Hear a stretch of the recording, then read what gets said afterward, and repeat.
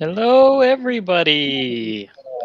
Welcome to our Monday night MCU lovin', Q lovin' Monday night Marvel movie rewatch, re-rank, doing all of it. We covering Ant-Man, the first Ant-Man tonight. Got Rory and Chad and special guest Donut is back with us Hey, tonight. How's everybody doing this week? Pretty good. Pretty good. I'm not sick. That's Hey! good. Right. that's a win for you. Yeah, Yeah, last big week old W for Chad. everyone that joined us for the watch along last week for Age of Ultron learned that Chad had somehow gotten sucked into Rory's torso and wasn't able to communicate. Some sort of a That's true. Corto. Yeah. It was very warm in there. Rory that's refused like to a what hot unbutton. dog? Yeah. Chad Watto. I'm so upset that I didn't get that earlier. Also, before we get too far into it, the splash screen with Ant-Man coming out of the ground, Mm. that's going to be like my next sculpting project as a ground gnome. Or lawn Oh, that gnome. would be great. Everyone should have one of those in their yard. Yeah, we're talking Ant-Man tonight. Gonna do a quick recap in the style of ABCs. So we're gonna, in the course of we're gonna take 26 sentences. We're gonna cover the entire plot of this movie in alphabetical order. Doing it, you're our guest, so you gotta pick what letter we're gonna start with. Let's start with the letter something nice in the middle. N. N. All right. Guess I'll go first. Then we'll go to Rory, and we'll go around the circle. Okay, I'm just pulling up the ABCs right now. Yeah, I should post that on the. I'll put it in the. I thought you were going to distribute a Caption. cheat sheet for us. I was going to. I forgot. So here, I'll just put it on the With- screen here. With uppercase and no. lowercase please. Oh. Let's see. How do I? So we're starting with N. No. Are you like typing out the whole alphabet for us right now? Yeah, I'm trying to put it up as a caption, but it's not letting me Oh, okay. do that. So I do appreciate the effort of doing that. That's going the extra mile. that. He's also trying to figure out how to start the plot of Ant-Man with N. Oh, I thought Damn. you were supposed to start, Rory. Oh. No, Oh, you want he us to? said that he was... Rory's got his O roll No. already. Oh. Yeah. Yeah. Let's start with No, I can start if you want. yeah, if you want to. If I can get this captions to work. Now, Ant-Man doesn't start in the present day, but back in the 80s when Michael Douglas was Ant-Man. And found out that we find out that he left S.H.I.E.L.D. because they were trying to steal his technology to shrink himself. Oh, and we find out that it's a touchy subject about his wife because one of the S.H.I.E.L.D. guys makes a jab and he punches him in the face and he says, "Don't mention her name again." So drama. Punching is a repeated motif because when we get to the present day, the first thing that happens is Paul Rudd gets punched in the face in prison. Yeah. Quentin, San. That's the prison he's in. I'm pretty sure. I think that's what I wrote down. He was in San Quentin, right? That's the prison he's getting out of. We find out that's the way you get out of Quentin, San prison is you have to get beaten out with a single punch. I think. Unclear. Oh, crap. It was San Quentin, yeah. In my notes. Q and then R to you, Rory. Really, he's getting out from San Quentin because he has served his time. We find out that he was a burglar, not a robber. And we are met up with his friend, who is his former cellie, which is a cellmate for those of you who are not sure what a cellie is. If you are in the orchestra crowd, he is not a cellist. He is a ex-con. And he says, Ant-Man says that he is not going to commit any more crimes because he wants to hang out with his daughter, who he can't if he's a criminal. Yeah. So he goes and thinks that it's going to be a real easy thing because he has a master's degree, but he is also an ex-con, and Baskin Robbins always finds out, and so Baskin Robbins, the job of all jobs, fires him because he's an ex-con, but he's allowed to take orange freeze or orange peach. It was a very fruity slushy, and he Yeah, I was wrote it down. just allowed to take Mango it fruit under the blast. table. Thank you, the mango fruit blast, which he took a sip of and throws it away, dejected, with no prospects. Then he has to go to his daughter's birthday party because he loves his daughter. But he finds out that he's actually fairly unwelcome there. And also, he buys her a rabbit that, hard to describe how it looks. Ultimately, he gets kicked out of his daughter's birthday party by his wife's new husband, who is a cop, and gets told that hey, he's not welcome around here until he gets a job and is a real regular upstanding citizen, a responsible upstanding citizen. So he gets kicked out and has to go home. Yeah. Victory will not come easily Ah. to Scott. He has to come up with a way to secure funding and returns to his life of crime, joining up with people who have a convoluted plot and plan to rob an old guy with a safe, who turns out to be none other than Michael Douglas, the original Ant-Man, who is now not young, but is actually old. When Paul Rudd takes the suit, initially he's dejected because it's just a suit, and he tries it on and he shrinks, and Michael Douglas talks to him and says, "You're with the ants now. You gotta control it." And he quickly gets a crash course in physics by himself and says, "I don't want Splash this." course. Oh, truly. Yeah. and ultimately ends up re-breaking into Michael Douglas's house to return the suit in the safe, but he gets arrested by the cops. X-Men do not appear in this movie.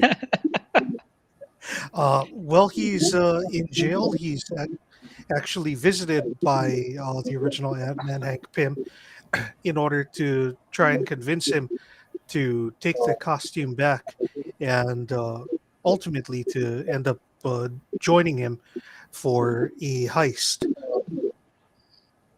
Yes, and he goes through a whole montage of training at the Pym residence. So where we see that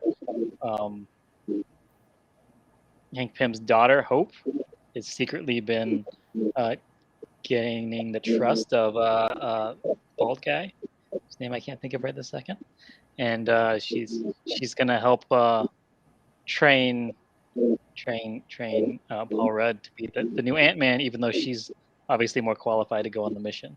We'll find out why soon. 0 fucks are given by the bald guy, who uses his unrefined shrinking technology to murder people and shrink their bodies to the point where they can be flushed, thus showing that he is in fact super evil if selling said technology to various military groups wasn't enough.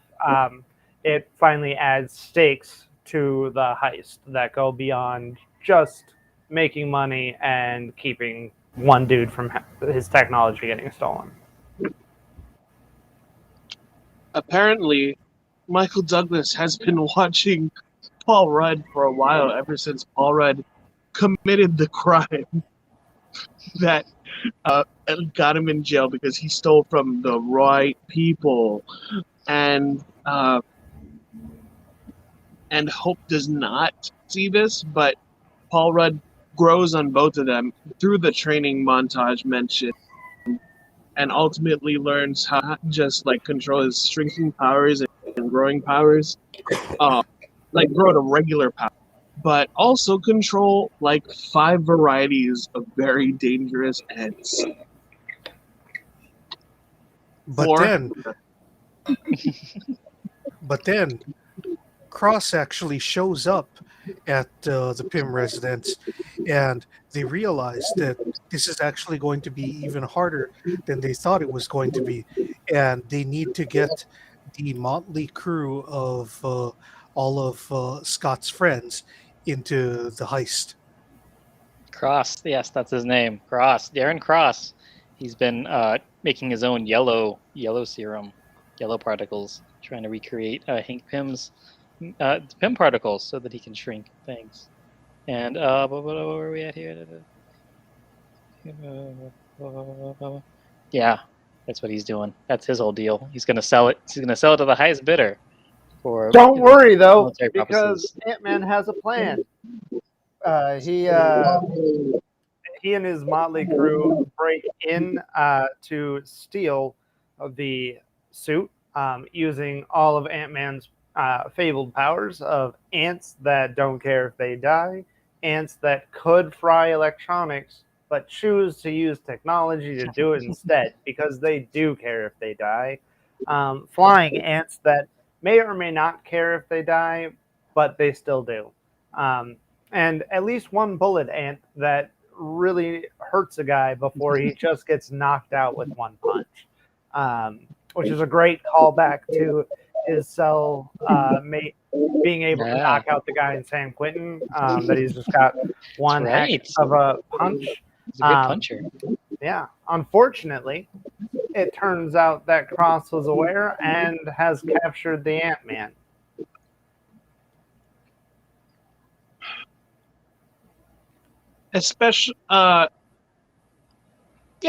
Especially since they thought we covered all of this, we thought of everything, but in the classic anime trope styling, Cross was one step ahead and was also seeing Michael Douglas has his dad Paul Rudd, and Paul Rudd has his daughter, and everything's connected, and it's the most tropey reveal ever, that he anticipated it, and it is quite cheesy, but in that good way where you're like, wow, now I really want to punch this bald guy like even harder, and thus using one of the projectile things breaks out of this glass prison, and the big fight ensues at Pimtech, but starts at Pimtech and ends up moving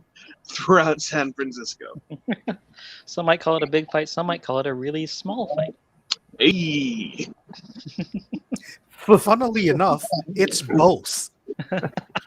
Because Cross ends up donning the yellow jacket suit, which gives him shrinking powers as well, and going back to regular size powers. And the two of them shrink and grow as they're fighting until the fight finally ends at Scott's daughter's parents' house. Not sure how best to describe that. Good thing that it did, though, because this gives Scott time or a chance to show both his daughter and his step parent alternate. I don't know what the relationship between them would be called, but gets to show off his heroism and change the opinion of the step parents, which were the one thing keeping him from being able to hang out with his daughter.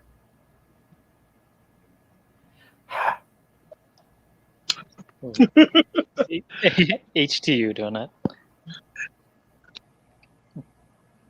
Have we mentioned how really like cute and adorable this daughter is? Because like she, as child actors go, she could have been terrible, and yet there's a very endearing quality.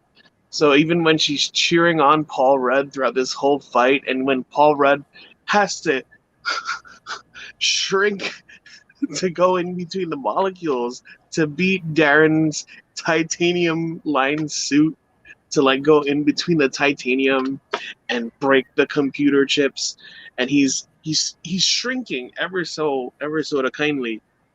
Um, he hears his daughter, and like a scene from Lost, she becomes his constant as he grows back to regular, and returns back to the material world, having shrunken, and I'm guessing sending Cross to the Shadow Realm. No. I really liked the fact that during the fight scene, you could definitely tell like whose fingers were originally all over the movie because you, the things like the giant Thomas the Tank Engine uh, shooting out the side of the house, it's Mhm. definitely the kind of thing that you would expect from Edgar Wright, and Yes. you know that he was all over that final fight scene.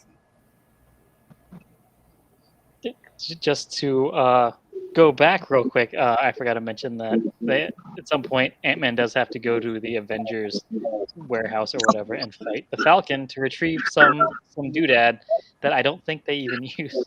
But we get to see him fight Falcon, which is a very fun fight where he gets to shrink and grow and punch a man. We can barely see him. It's very nice. Kaleidoscopic quantum realm images reinvigorate the original Ant-Man as he realizes that if somebody can go to the quantum realm and return, that there's still a chance that his wife is stuck down there because time is bigger than the quantum realm, but not bigger than love. Love. What's bigger than love? Michael Douglas ponders as he says goodnight to Paul Rudd and Kate from Lost, and they exit the room, and he has this moment of like hope, and you can just see it light up in his eyes. Like he's not an old man anymore. He's like, I'm Hank Pym again. He stands up, opens the door, and love unfolds before him. Or is it love? We don't know, because Hope Paul was Rudd lighting and up in Evangeline- somebody else's eyes.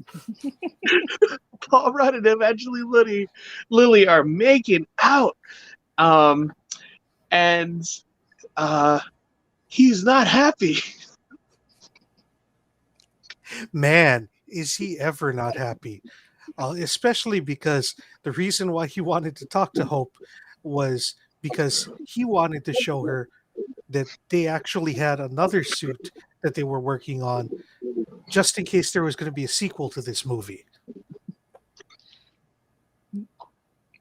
Never mind that. This is the final scene of the movie. The final post credit scene has nothing to do with the sequel to this movie.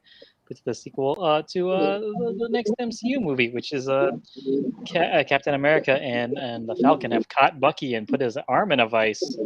And we'll find out what that's all about next week. Who's And that's Bucky? it. That's the whole movie.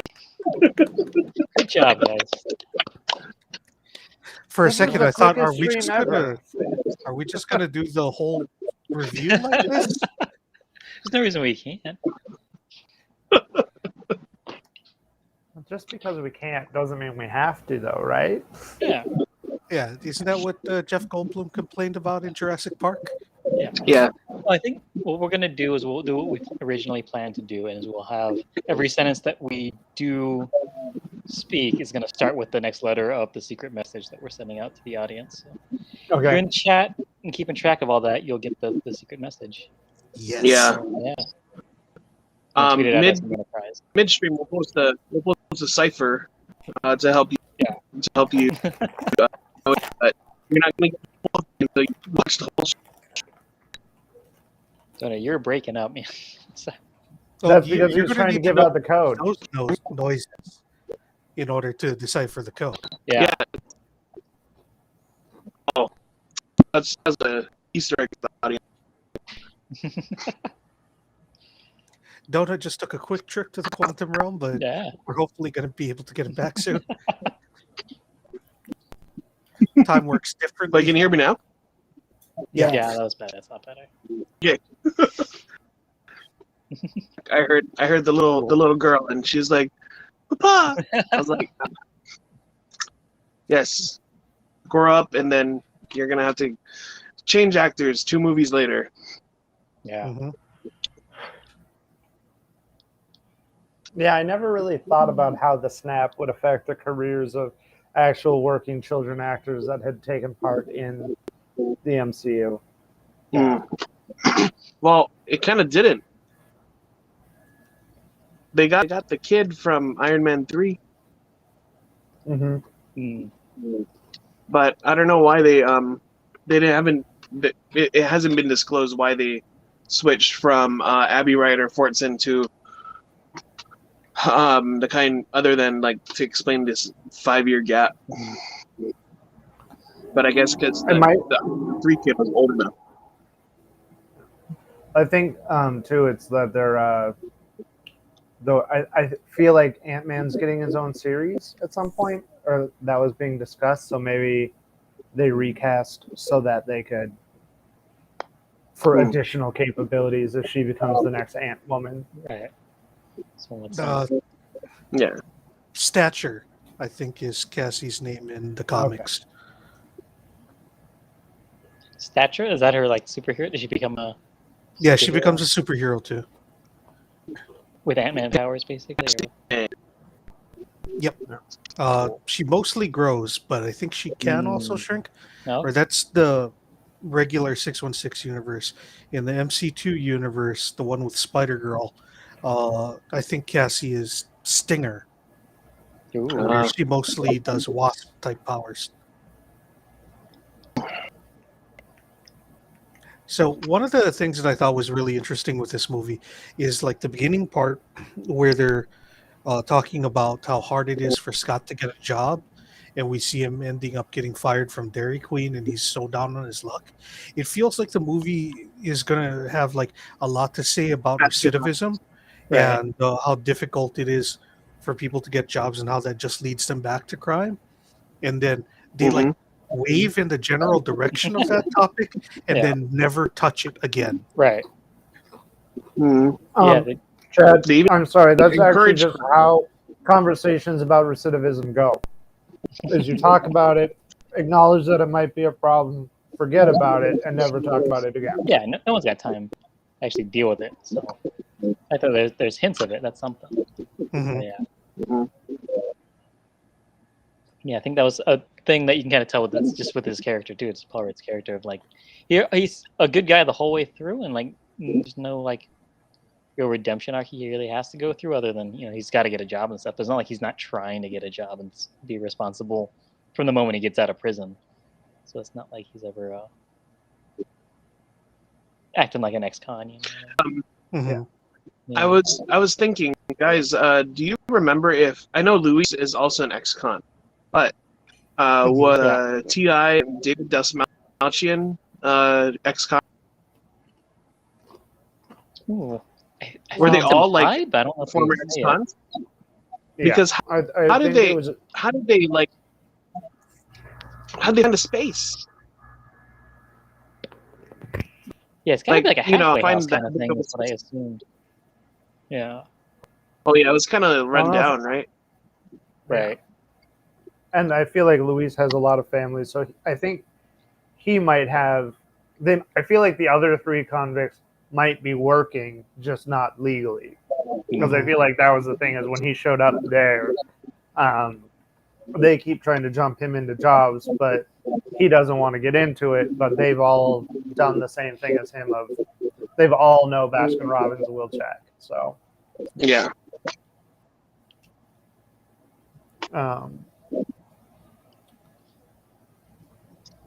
I do think that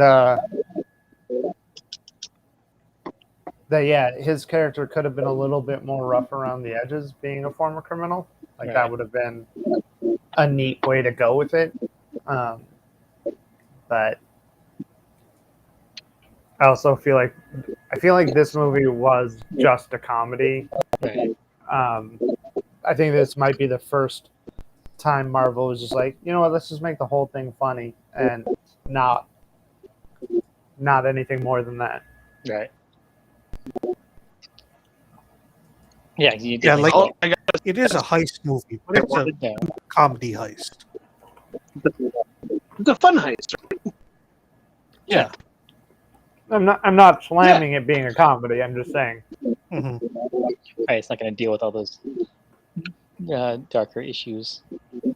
Well, to be fair, the last movie they dropped a populated city on a populated group or ground. Right. They had room to maybe lighten up a little bit. That's why I want this one, because Yeah. Ant-Man is one of my favorite Marvel because it it has the freedom to be quippy, and it's very quip-like throughout the movie, but at the same time, the tone is fairly consistent, and I'm expecting there to be I'm expecting moments to be interrupted now. So it kind of it's a nice comfy kind of movie. Yeah. It's And I definitely. think too, there's something to be said for a movie that doesn't make me get super sentimental or emotional. Like that's just like, this is a heist movie. I'm excited and having fun, but I'm not suddenly brought to tears by something that happens. Like I don't need every movie to be an emotional roller coaster. Yeah. Just, nice, fun, light comedy. Yeah, but what you were saying, Donna, about expecting moments to be interrupted and things definitely happens. That's when it always irks me a little bit, and especially when in this one, so Hank and Hope, they have a moment, and then Paul Rudd interrupts it, and then it just immediately follows up his joke interruption with, "Oh, I ruined the moment, didn't I?" And it's like, okay, yeah, we know that's what you're doing. You don't have to also say that's what you're doing. It was a little too much for me, but so it works in the movie. I feel like more than just this movie being that's something that annoys me. Right. It's one of those things where it's like, it's such an easy laugh that now everybody does it, Right. even in real life, where it's like, Yeah. It was funny one time. It's one of those things where you can use it once every couple of years, but once it's been used, it's off the table again. Right. You got to let that recharge. Space, Gotta let the moments happen once in a while. Yeah, if you're the guy where anytime there's something actually emotional and meaningful happening, and you feel like you have to say something, you're not considered to be a cute, fun Marvel hero. You're considered to be an asshole. Yeah. Yeah. Well, here's I'm gonna throw it out this way. Just like back in the day, if Justin Timberlake danced like that, doesn't mean you should dance like that.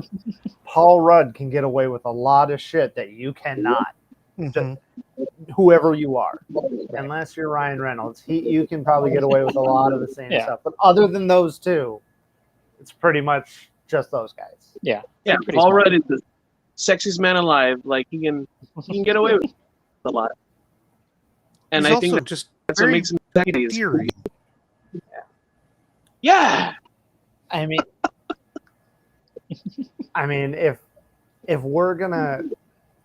Deadpool is in Marvel now, Marvel movies, I'd be willing to have an ultimate sexy man showdown of Captain, Bucky, Ant-Man, and Ryan Reynolds, just to see which one of them actually comes out as the hottest. Because comedy goes a long way, but Bucky smells like oil. He's a Wait, greasy so boy. you want Bucky, Ant-Man, Deadpool, and Anthony Mackie? I was going with the original Captain, but I'll take Oh. either of them. Yeah. Not that one in the middle. Like, he is definitely out. I like Granted, old Captain Anthony America. Mackie Anthony Mackie's also attractive. Like, the thing is like I met him as Falcon, and like just like when anybody transitions, like it's not that I'm trying to like hold him back. I just sometimes I slip. Yeah, used to get a different name for him, and it takes a while to get used to the other naming. And it's a shout out of love for how I met him and knew him and liked him before. It's not. He can be my captain. That's not a problem. Yeah. Also, Captain Falcon is a thing that's already in our brain. Yeah. So it makes you want to just call him that. Yeah. Man, missed opportunity. I mean, we all know that his acronym online is the FAPTN. Oh no.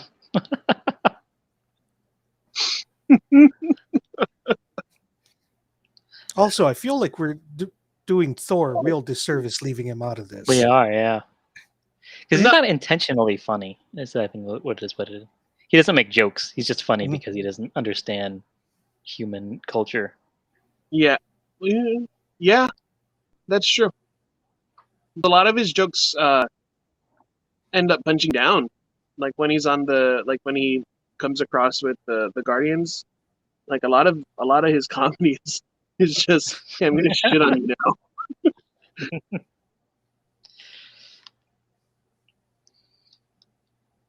Is that it? That's because the MCU has a lot of very attractive male leads. Yeah, yeah. But, oh, would you rope in Loki? That definitely has an appeal for a certain demographic. Yeah.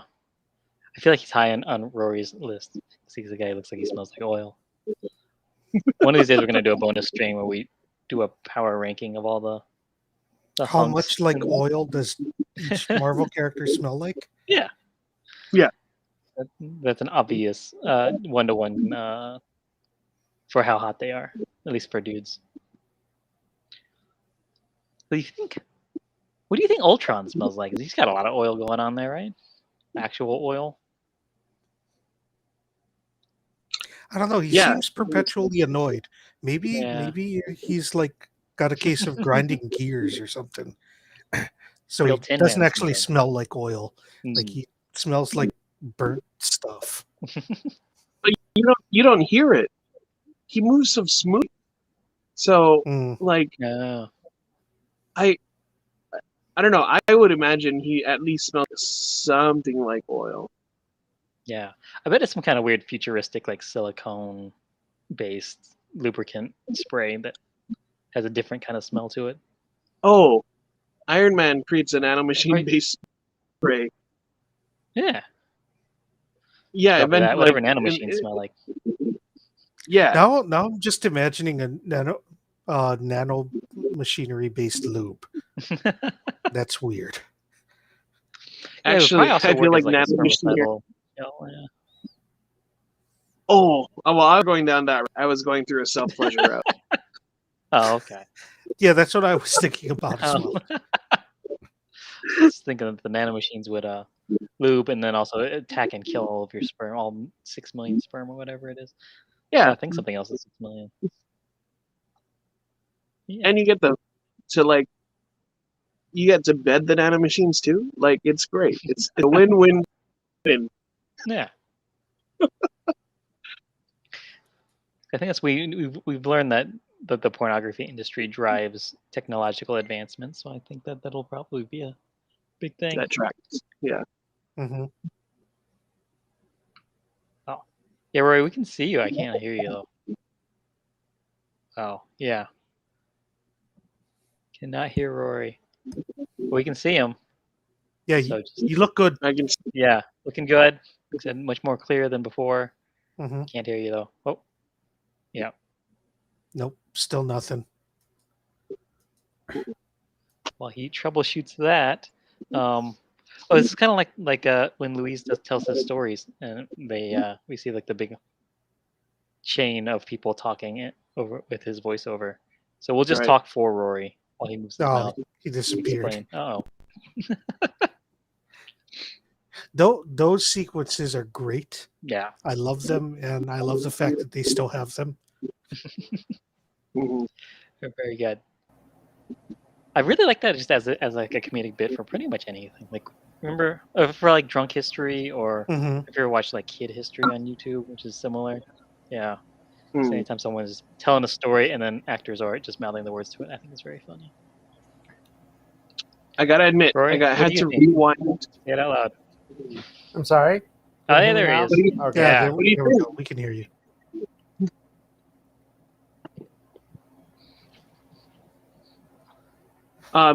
I gotta admit, when I was doing my rewatch, I needed to that that last bit where Luis is not Luis Luis is repenting everything. I had Right. to rewind like the last 30 seconds of it because I was like, what is he saying yes to? It just Yeah. happened so And fast. I was like, fuck, I missed it. Yeah, it's easy to get lost. And I think that's why he kind of recaps it at the end of like somebody was asking this person to ask this person to ask me if something, and then something about an Avengers looking for you. You're like, oh, okay, that's what that whole story was about. Yeah, It's easy to get lost in it. and ultimately the question was something about if you'd be interested in working with this Avenger because he's like, and then what? So what did you say? And then he said yes, and then cut to black. Yeah. I was like, oh, okay, that's the ending.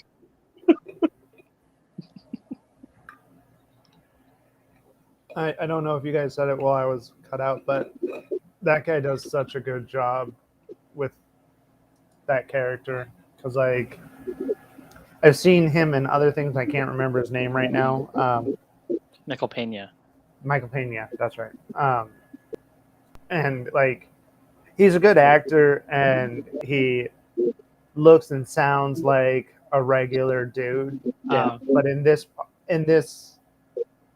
character, I feel like you could look at him and like you just immediately be like, oh, this guy's a moron. Like there's it's not like there's anything like physically wrong with him. He just never started thinking and hasn't started now. Right. And it's hard to play that dumb, you know? So well done for him. Yeah. Just does a great job with it. He's a very charismatic guy because he steals like pretty much any scene that he's in. You're always paying attention to him. Hmm. Yeah. Also, being that we are a show channel, whatever it is that we are, a loose collection of friends of David, who are all have Hawaii connections or are living here currently. I do feel like we should definitely shout out Anna Akana, who's in the last Oh yeah. Louis recap. She is the hot journalist chick, and Oh, she actually went to Campbell High School for a little bit. I don't know if she graduated there.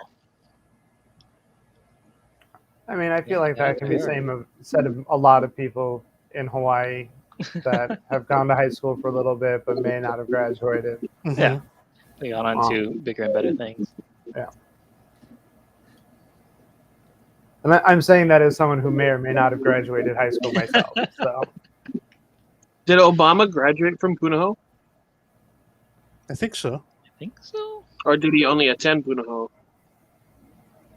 we're not going to start the birther thing here again, are we? I I haven't seen I his feel like diploma, he that's all I'm spent saying. more time at Punahou than The Rock did at McKinley. I'll say that. You know what? I believe that. Yeah.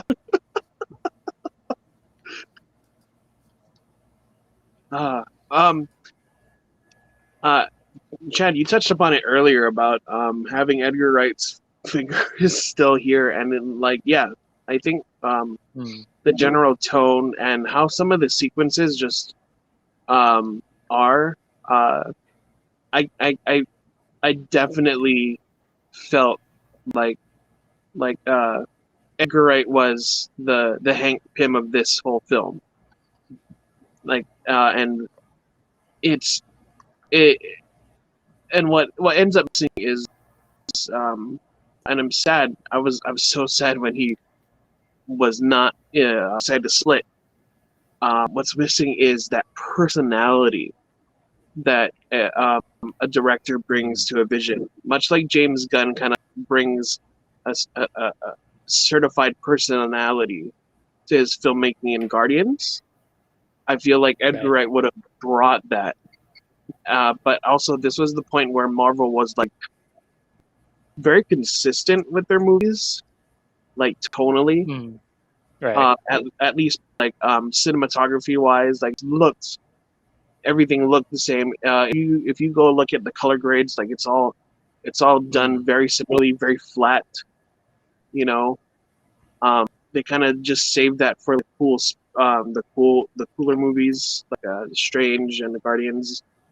But yeah, it's really missing that extra like to really sell it. And a lot of Edgar Wright's strongest filmmaking comes from how he shoots and how he edits, and I think that could have like just made the comedy work so much more leaner and more efficiently, instead of having to like rely on almost all of these jokes being line jokes, right? Like gag jokes. Yeah. I'm sorry. Go ahead. I didn't mean to. Oh no! I just said I missed that. I mean, I feel like I feel like I don't know Edgar Wright's other stuff, I guess. At least not by his name alone. We did all those like Simon Shaun Pegg of the movies. Dead. Yeah. Oh, okay. Hot Fuzz. All of those. I feel like when I was rewatching it, I didn't notice this when I watched it the first time. But when I watched it this time, it was good fun. I enjoyed it, but it didn't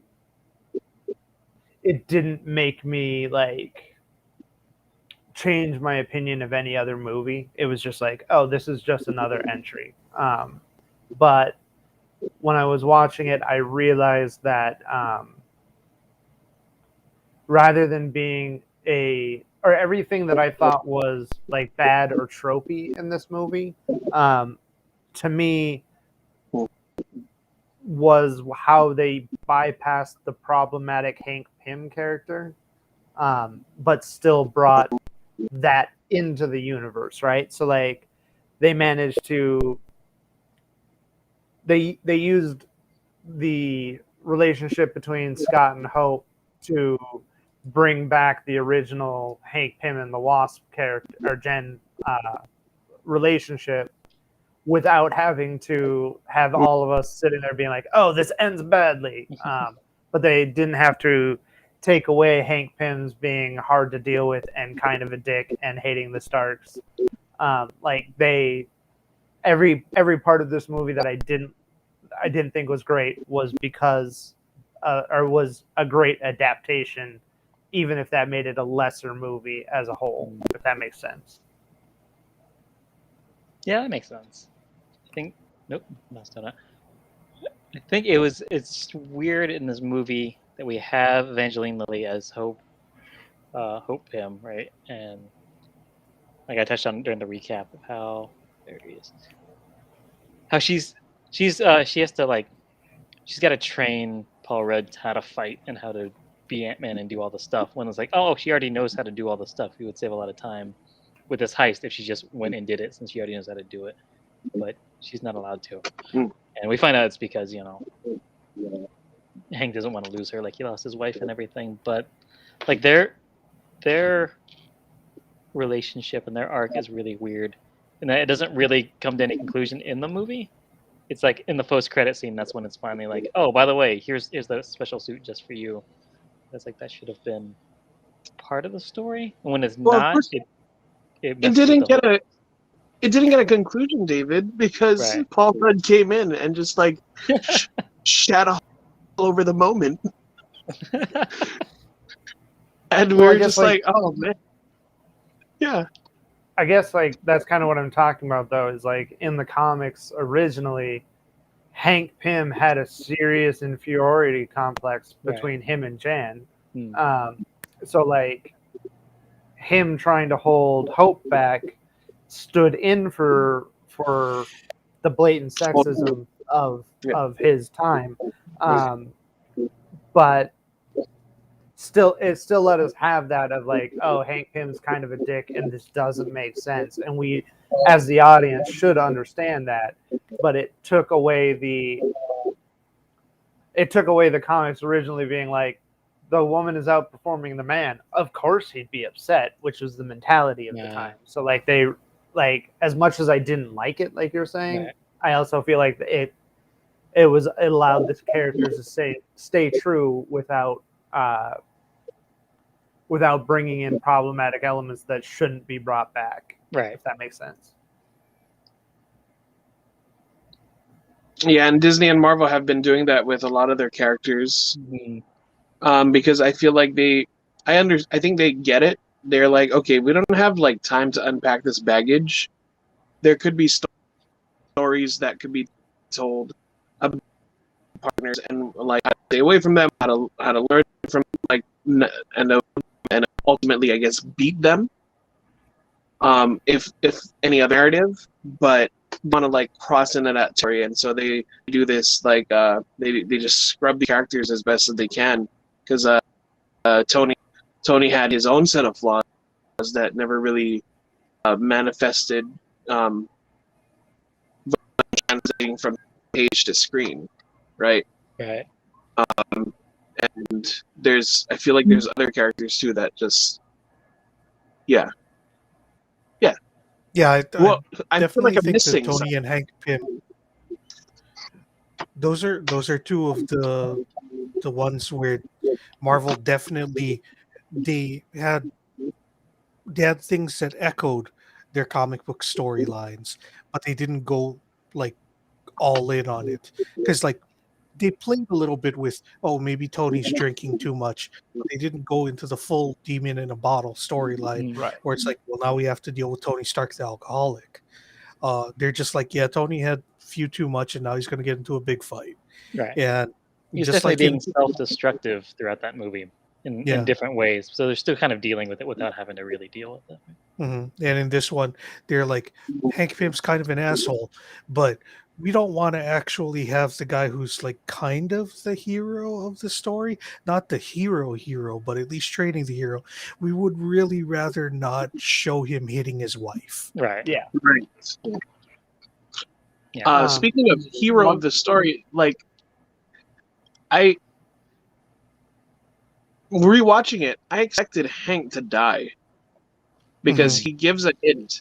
There's a line or like where like, I can't die now or something, or you're gonna have to kill me first. And I was like, following your traditional like hero mentor kind of plot lines, like why didn't he die?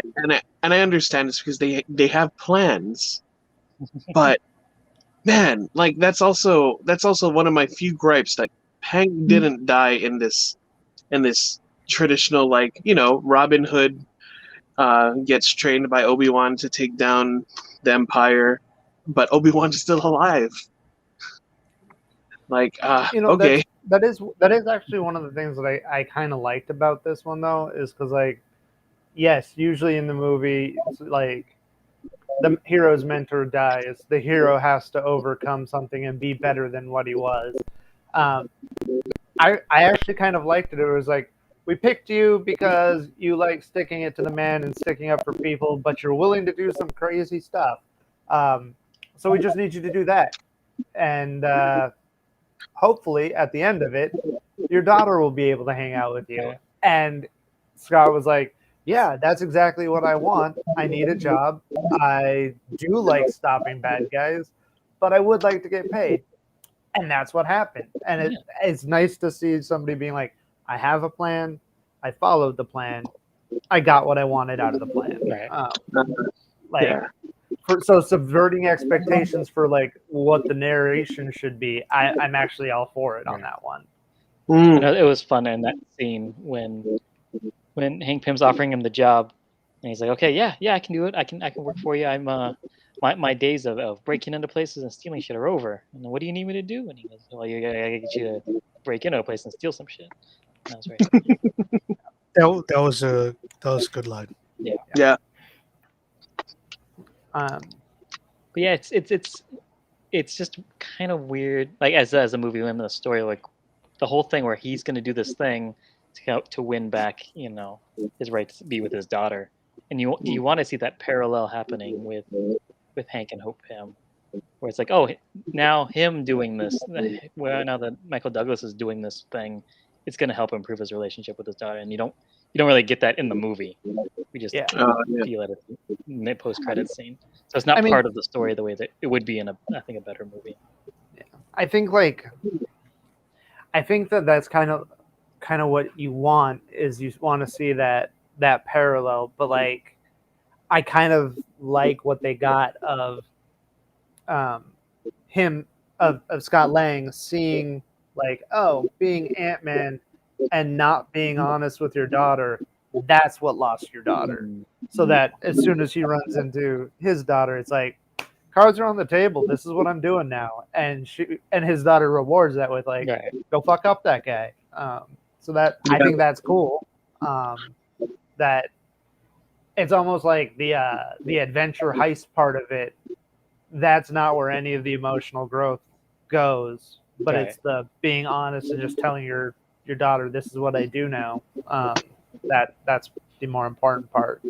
And that's also what allows like his ex and the stepdad to accept him more, is that it's like, oh yeah, you're really doing this, but like at the same time, the Avengers did the exact same thing as you did. You just got arrested for it.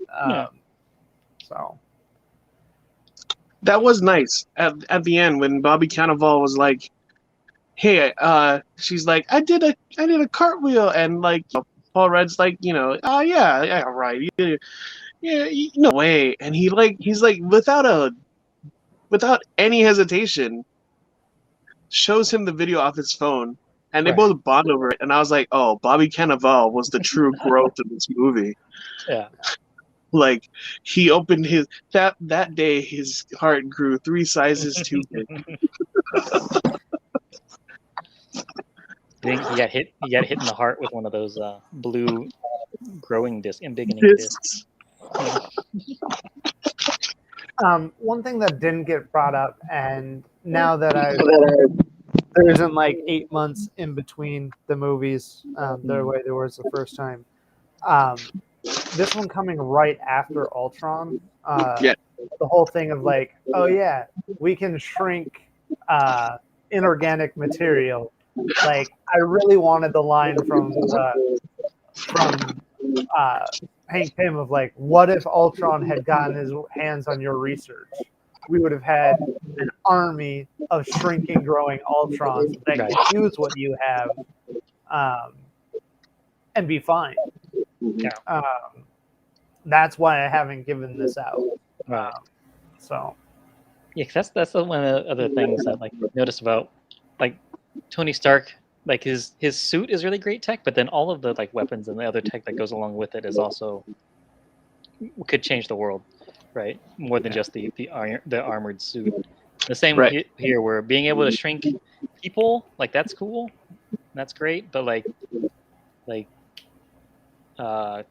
Corey Stoll's character, bald guy, he could have he had a special suit that had laser arms and jetpacks and stuff. That also just by itself would have been a weapon worth selling to Hydra or whatever.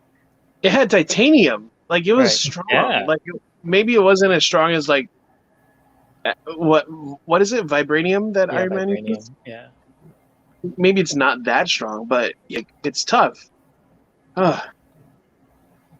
Well, I think like the thing is like, at least they don't touch upon this enough in the MCU, but in the comics, it's that the arc generator that powers the Iron Man suit, that's the technology that Stark won't let go. The rest of the Iron Man suit, he does sell those weapons to like Shield and the government, but most of the flashy stuff, you need that much power from the arc generator to make it function, and that's the one part he won't give away. Because like there's plenty of people that have robot arms that shoot lasers.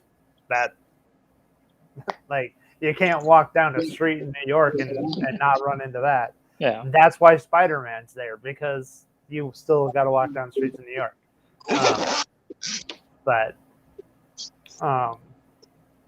yeah, I just, when I was watching it this time, I was like, well, if Ultron just happened, and if you can already shrink the suit, but not anybody in the suit, but like Ultron doesn't have any organic parts at all. Like if he had hacked that database, first off, he could have lifted a rock above the city and dropped it.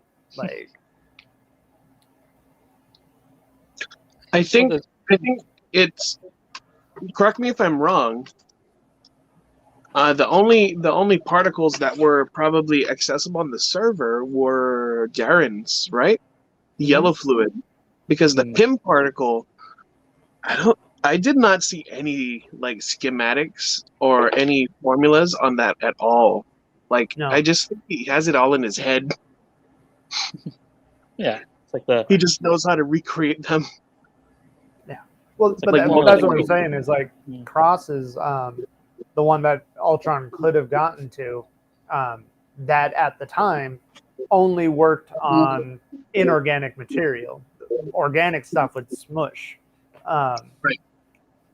But so like he had already created the Doomsday weapon for Ultron and had no counter to it. And I just wanted that to be a point of Ant-Man of like, the reason why I didn't let this out there is Right. because it really can destroy the Yeah. world really easily.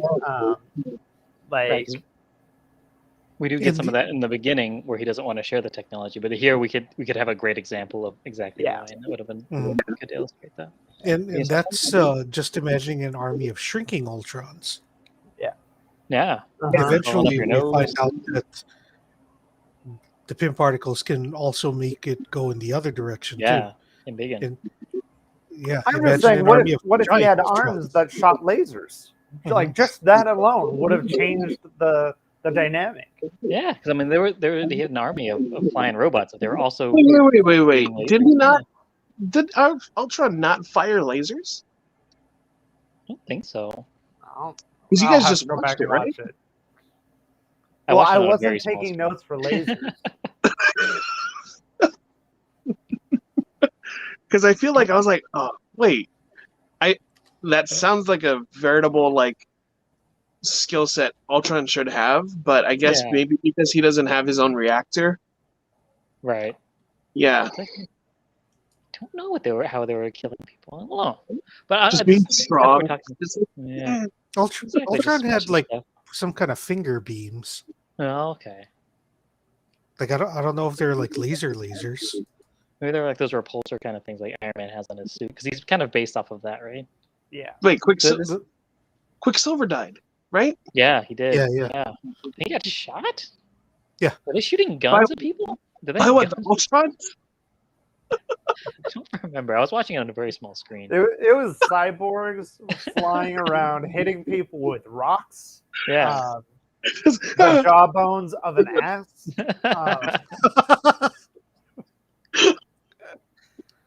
Like Ultron had a theme, and like that's I feel like the thing that we really missed about Ultron is that he had a sense of style about what he was doing. Yeah. I wanted to ask you because that's something I thought about this week after just thinking back about Ultron. He was created because Tony Stark and Bruce Banner they built an AI and then they used the Mind Stone to like enhance it or whatever, right? And then it kind of turned it evil and he became Ultron. And so they said, well, to fix that, to counter this, we're gonna build a robot out of indestructible vibranium, and then take this other AI and then use the Mind Stone to enhance it. And hopefully this one won't be evil. and they were just really lucky that the Vision wasn't evil. I mean, well, they found the synapse cluster in the Mind Stone that they pulled Okay. out.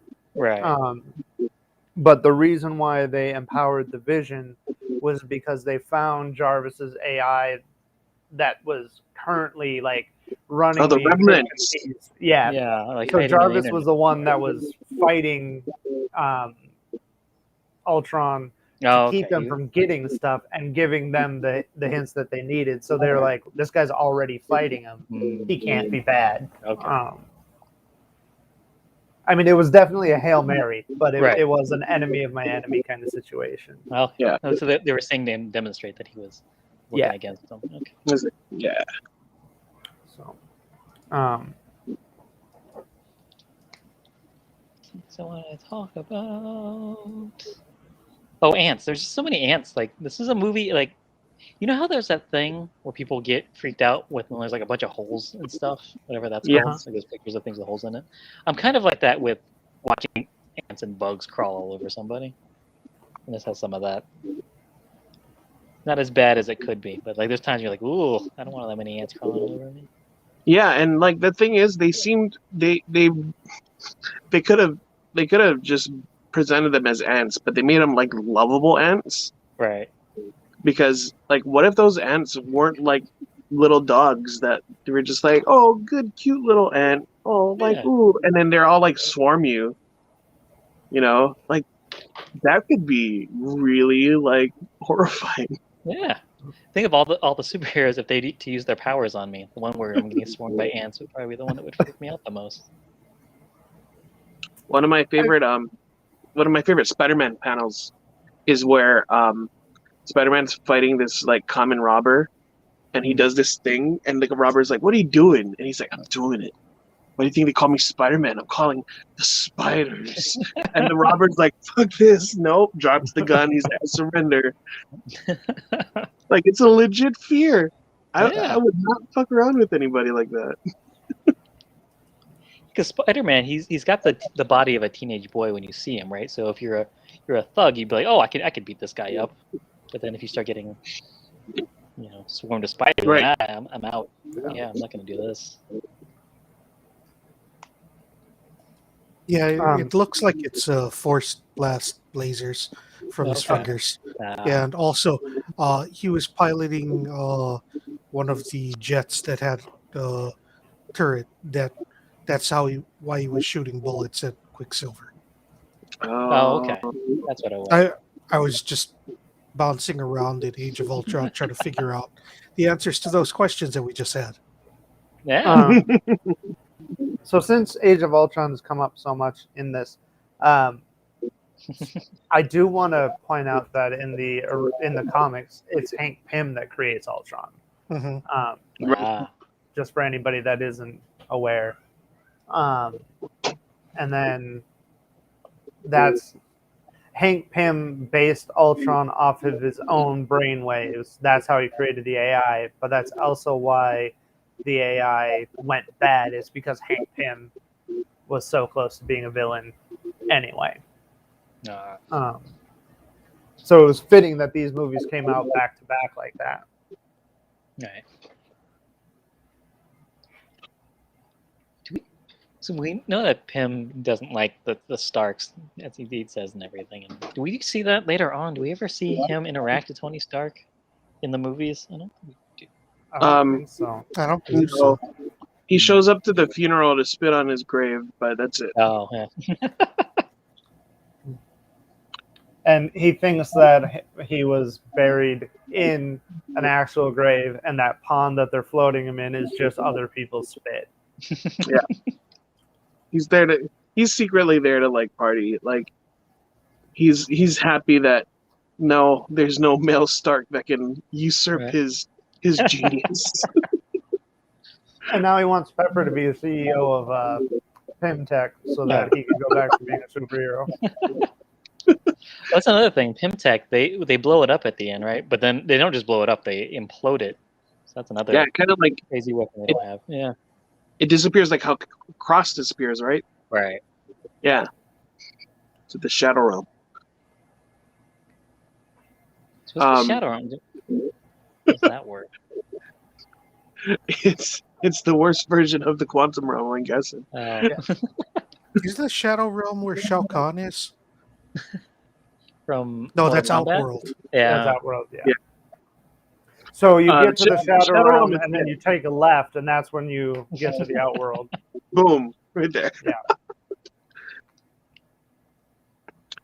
You think I don't think the company is defunct though. There must be more because I mean, and what watching this movie made me really want to just watch the sequel.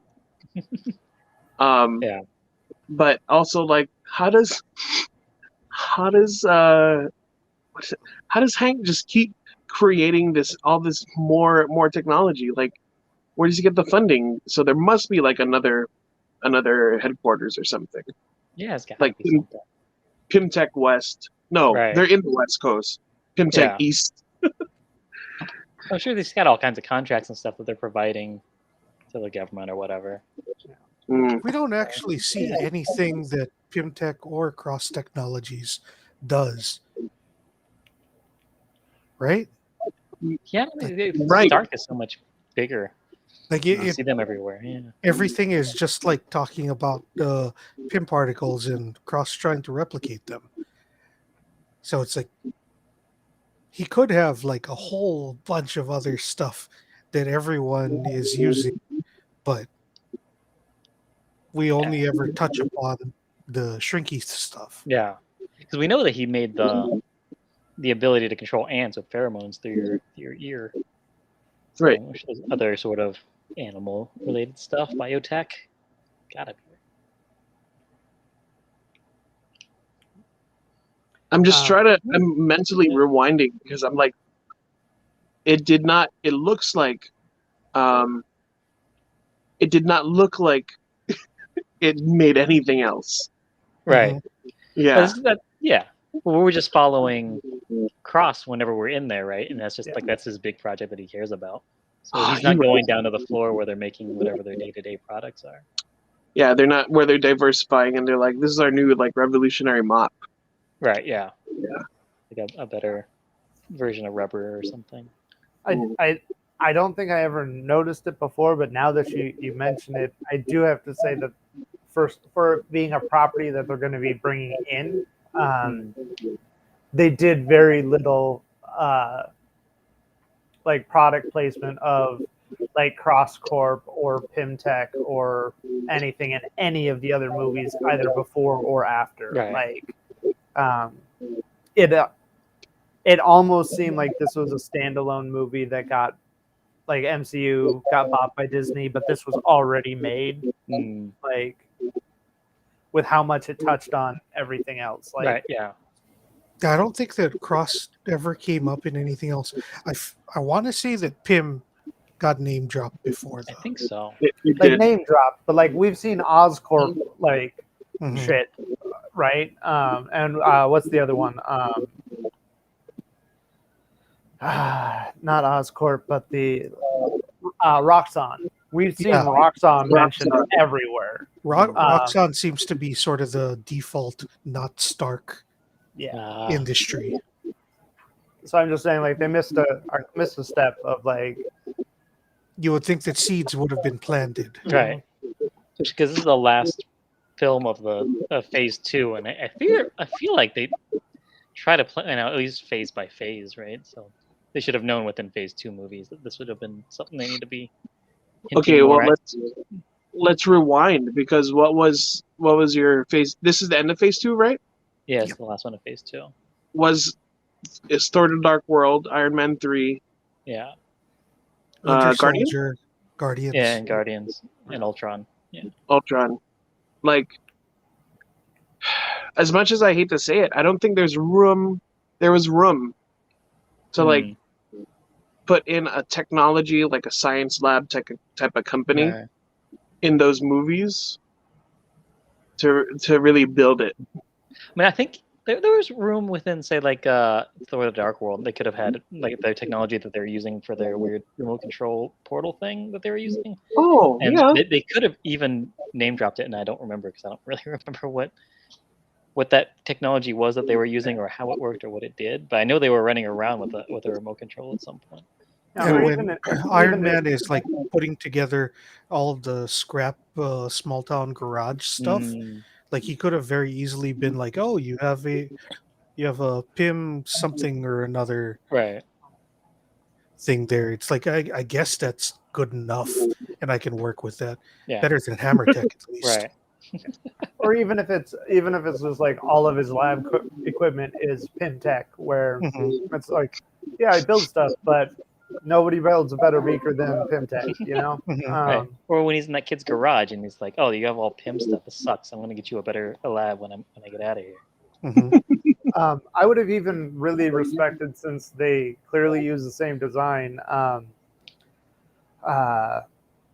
the shrink expando things. Mm. Mhm. Black Widow uses those to shock people. Like, Yeah. it would have been great if that was just like, yeah, we retrofitted Pim's old blah blah blah, Right. and that would be a good. Yeah. Maybe that's the only other product that PimTech and Cross Technologies has is little tiny frisbees Yeah. that you can throw things on. You program them like to what you need. Hmm. Yeah. And Cross spent so much money trying to figure out how they can shrink and do other things, but his other like assistants and leads were like, Cross, we can like, you can throw this and shock somebody. You can throw this and like Yeah. probably like use it as a mini EMP. Like, come on. Right. Yeah, but how big am I? This is important. Because he's a People tall can guy. see me doing Yeah. that. I need to be tiny. I think he is. Corey Stoll's like the tallest person in the movie. He is. It, Yeah. He it certainly was framed that looms a way. lot. Yeah. So he probably spends most of his time thinking about what it would be like to be little. Just 'cause he wants to see what it's like on the other side. Do tall people do that? Guess probably more likely that than thinking what it would be like to be even bigger. Right? I guess. I don't Because know. we're all- I've always we're been on all the other side under of the 6 feet equation. tall. Yeah. Yeah. So I Yeah. can tell you. All four of us are like short kings in here, so Mhm. I mean, I do spend a fair amount of time wondering what it'd be like if I was even smaller. So Right. maybe it's the same. Yeah, it could be. You know, any tall people, ask them. Okay. We'll do a. we're missing our token tall one. Yeah, that's right. Dan Connell was supposed to be here tonight. He would have been able to tell us all about that. Yeah, Just that would have been a solid great 6'2". question for Dan. Yeah. So save all your tall questions for the next time he's on. Direct all tall questions towards Dan. Miss me with that shit. Yeah. And speak up. It's hard for him to hear you. Yeah. Oh, I did want to mention that the de-aging of Michael Douglas in the Hmm. flashback sequence at the beginning of the movie, that was really good. It's much Yeah. better than most de-aging It's stuff. true. Oh, I'm okay. So I'm glad you brought that up because I thought that too. So I watched it this weekend, Hmm. and I was like, "This looks way better than I remember it." And I know that Disney and Disney Plus have a habit of like going back and like uploading their better quality stuff. Oh, you think they did a special edition a digital remastering kind of thing? Yeah, like on the low key because I remember watching it the first time and I was like, because I watched it in theaters and I was like, I mean, it's not bad, but Right. then I watched it I- and I was like, I wonder oh, how much of that's because, though, like when we watched it in the theaters, like he was so effing huge we could see all the scenes, but like once you're Ah. watching it on the small screen, that's like how it was developed, because like they're not photo editing on a giant screen like that. Mhm.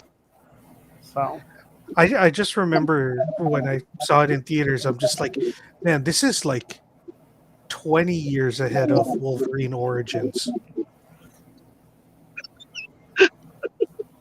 Yeah, and it was about that, or 10 years maybe? No, Difference-wise? Oh, yeah. it was only about a 10-year difference, but the technology difference was 20 years.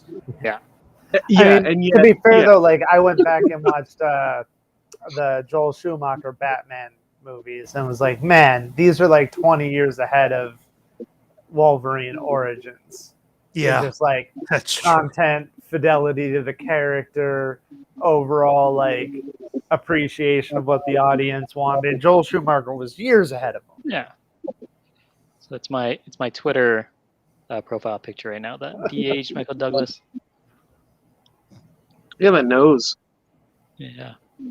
I think also it might be helpful that like that was mid '80s Michael Douglas. That's when he was like at the height of his movie stardom, and there's a lot of footage of him Wall from that Street? time. Yeah. Is that Wall Street time? Yeah, I think so. Yeah. I think it's about that Probably, time. yeah. Gordon Gekko. Yeah. Greed is good.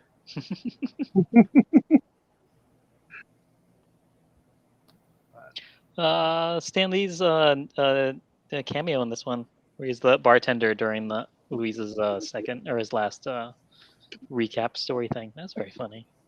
It came up. I was wondering if I missed it. Yeah. And it's so funny, like at that moment, like he flashed in, and I was like, "Oh, okay, I didn't miss it." They stayed it for the last 10 seconds of the movie. Actually, there's 6 years. Oh wow. X-Men That's even- Origins Wolverine came out in 2009, and Ant-Man came out in 2015. All right.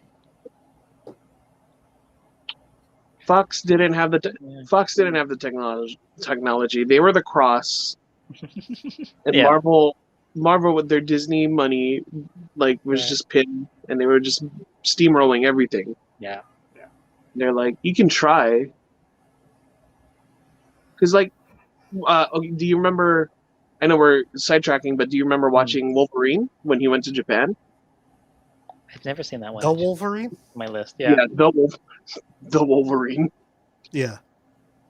Yeah, Yeah, I remember watching that and thinking, like, man, this is so much better than X-Men Origins Wolverine. Like, I'm so glad we got this. This is still not a good movie, but this is as good as we're going to get. There's no way they actually make a good Wolverine movie. Yeah. Because I was shocked. I was like, why are these two movies in the same canon? Uh-huh. Yeah, like it's just astounding. Yeah. And then you have this whole like Marvel suite, and yeah, like tone. I got to give them credit. I know I was shitting on their uniformity earlier, but at least it does look consistent. Right. And you don't have like, why does Iron Man 2 look so bad? No, none of that. Or why doesn't it fit at all with what is canon in all the other movies? Because I think that's something that the MCU's done that no other movie series has really been able to do, was be able to maintain that continuity between all the movies where everything feels like it's part of the same thing and it's not contradicting or having to do too much what's it called, retconning or anything like that. Yeah. Any actual contradictions are small enough that the general audience overlooks or forgets about, as opposed to something like with the Fox X-Men where it's just like, oh yeah, so Cyclops' younger brother was an adult in the 60s. Right. Cyclops, the character that we're introduced to as an adult in the 2000s. Yeah. Yeah. It's Yeah, fine. and like the other thing too that I feel like doesn't get enough credit for the MCU, just because the comics had a hard time with it as well, is that individual power sets work in any movie. Like you can take any member of the MCU, drop them into any other MCU movie, and they will function the exact same way. Right. Yeah. And that's really hard to do, especially when you're talking about superpowers. Right. It's just like the whole thing about like Wolverine, where it's like, oh, he can heal from anything, and it's like, yeah, but like it's a healing factor, not like some of these people can like incinerate him, Right. so there's nothing left, and it's like, no, he'll still heal, and it's like that doesn't make sense. Right. It's in his bones. Like, you know how the metal skeleton's really cool? Like, the whole reason for that is so it's not like, we'll just cut off his head. Like, Yeah. that's the whole reason.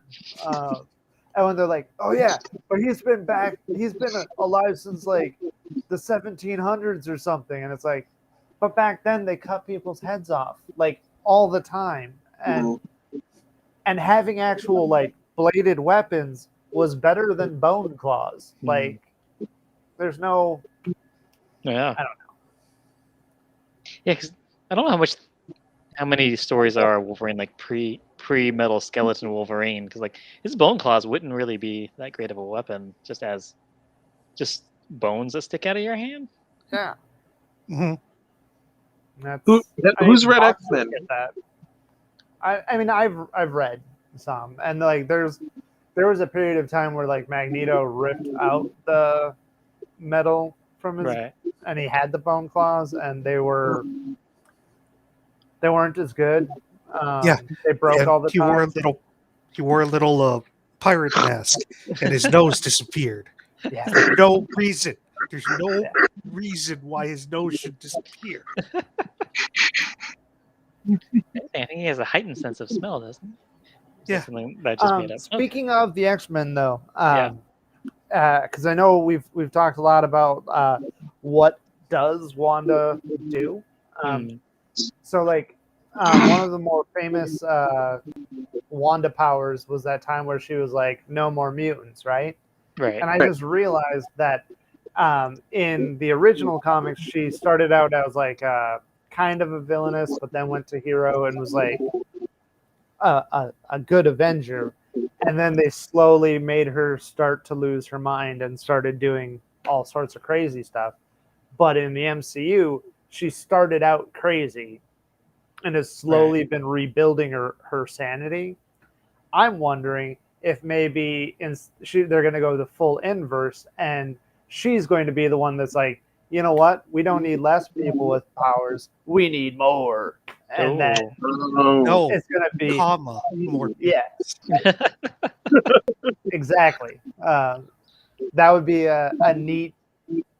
That would be like a really meta callback to the comics. I would It'd be appreciate. a great way to bring all the X-Men into the MCU. Yeah. I think that's what everyone's expecting in Multiverse of Madness. Right. Yeah, Professor X is in it, right? At least in the That's trailer. what it sounds like. Yeah. Wouldn't it be wild if it was just Patrick Stewart just playing just some random other dude? It'd be wild if it was like Professor X from like the Old Man Logan thing, where like they snatch him out right before he dies, and it's just like super messed up Alzheimer's. Senile guy. It's like, oh, mutants are not a good idea.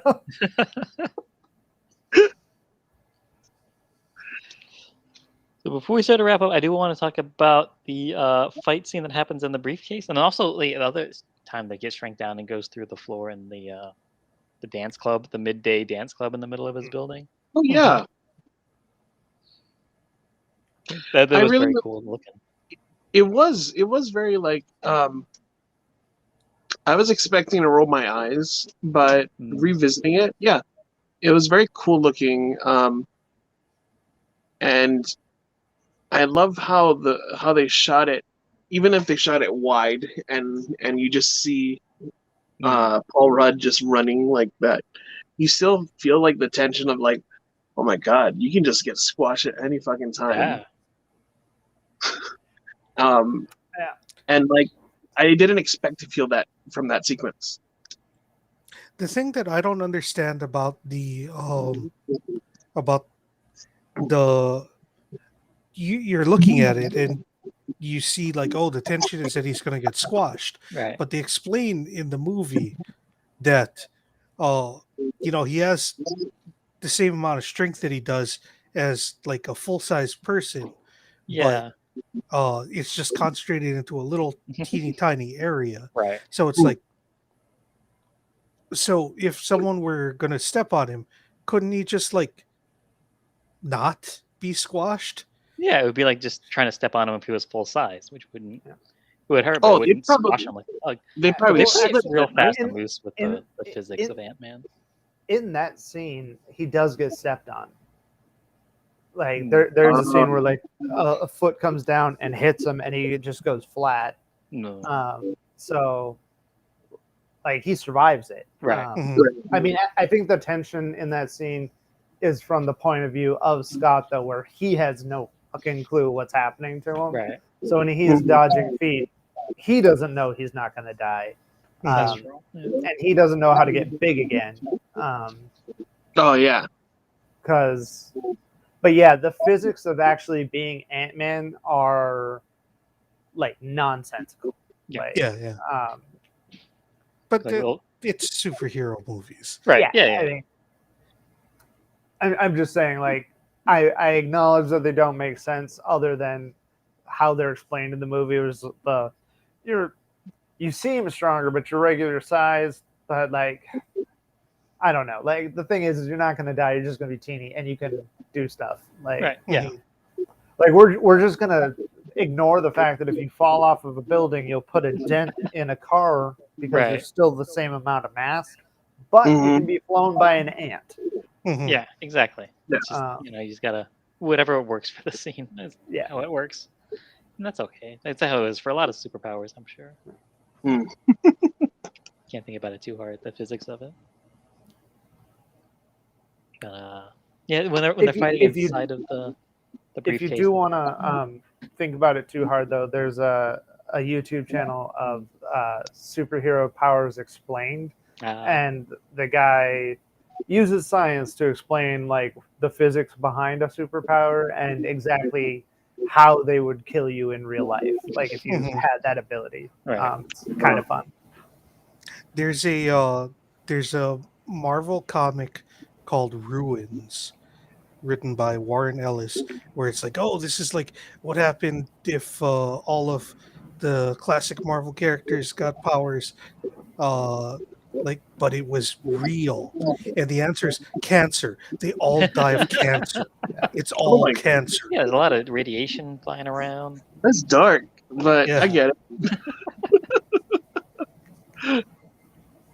Oh, we didn't talk about Judy Greer. Plays his ex-wife, and big fan of her. Oh, She's great in I everything. have nothing but deep admiration for that actress. Yes. I'm going to go ahead and say right across the board, the acting was done well in this. Like, even if it wasn't like award-winning acting, like they all nailed exactly who they should be, hit every beat that they should. They didn't bring in too much heart, not too little, like the exact right amount. Yeah. Movie full of good acting. Well, movie full of consistent acting, because I think T.I. might have not been. I mean, he didn't have a lot to work with, but I think his if I needed to nitpick, his deliveries were a bit flatter than the rest. But I can also chalk it up to like rounding out the crew, because you can't have all three people of the crew be like super interesting and diverse. You need to have somebody to like ground them. Yeah. And you already have Luis. You have David Dasmalchian, who's doing this Russian kind of Russian accent. I don't know. And then that guy's not actually Russian. I learned from the director's commentary. Oh, he's from Kansas. Wait, the accent? No, the dude, the actor. He's David Dasmalchian. Yeah. I always thought he was a Russian guy. I thought he was Arconian. Look at that. That's just we need to reach out to him on Twitter and say like two of the four people reviewing this movie thought you were you sold him on your accent alone. Such a great actor. I thought T.I. did fine for the fact that he's a rapper. Yeah. Like, I wasn't expecting any sort of award-winning performances out of him. Right. And as a getaway driver, for what he was playing, I thought I bought him as a criminal compatriot of these other guys. He wasn't too hardcore or too but I'm a real criminal.